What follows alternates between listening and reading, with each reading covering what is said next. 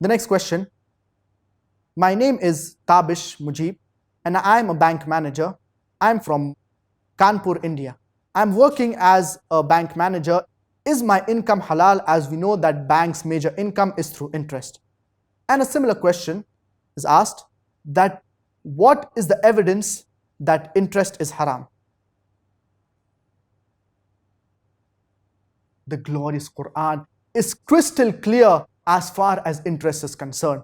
The word riba is mentioned in the glorious Quran no less than 7 times. In Surah Al Imran chapter number 3 verse number 130, in Surah Nisa chapter number 4 verse number 161, in Surah Baqarah chapter number 2 verse number 275, 3 times, in Surah Baqarah chapter number 2 verse number 276, as well as in Surah Baqarah chapter number 2 verse number 278. Allah subhanahu wa ta'ala says in Surah Baqarah chapter number 2 verse number 276, Yamhaqullahu riba wa yurbis sadaqat. Allah destroys interest and He increases charity. So interest, it is completely prohibited in Islam. Dealing in interest, it is prohibited in Islam. And Allah subhanahu wa ta'ala says in Surah Baqarah chapter number 2 verse number 278 and 279, Ya ayyuhalladhina amanu taqullaha wa dharu ma baqiya min riba.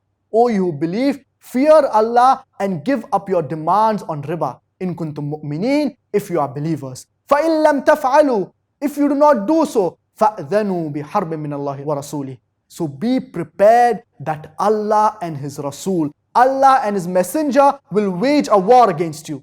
This is how great the sin of riba is. And riba, it is a major sin. Even according to Imam al-Zahabi, he writes in his book Al-Kabair, the 70 major sins, he says that riba, it is the 12th major sin. And there are several ahadith which prohibit dealing in riba.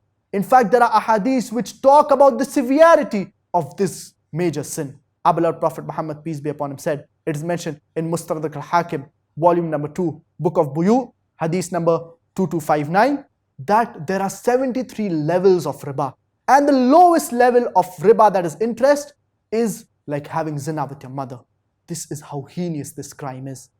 Our beloved Prophet Muhammad, peace be upon him, said, it is mentioned in Musnad Ahmad, volume number 5, hadith number 225, regarding riba, that if you take 1 dirham of riba, it is like doing zina 36 times. This is how heinous, this is how shameful, this is how great of a sin riba interest is. But unfortunately, many of the Muslims, they deal in riba and they take it very lightly. Imagine Allah subhanahu wa ta'ala says in the glorious Quran that if you do not give up your demands on riba, Allah and His Rasul, Allah and His Messenger will wage a war against you. But yet people, they take it very lightly. So working in a conventional bank, a bank that deals with riba, it is completely prohibited. Doing any post in the bank, whether it be a bank manager, whether it be a branch manager, whether it be a clerk, whether it be a security guard at the door, any post in a conventional bank, a bank that deals with riba, it is prohibited for you to work in such a bank.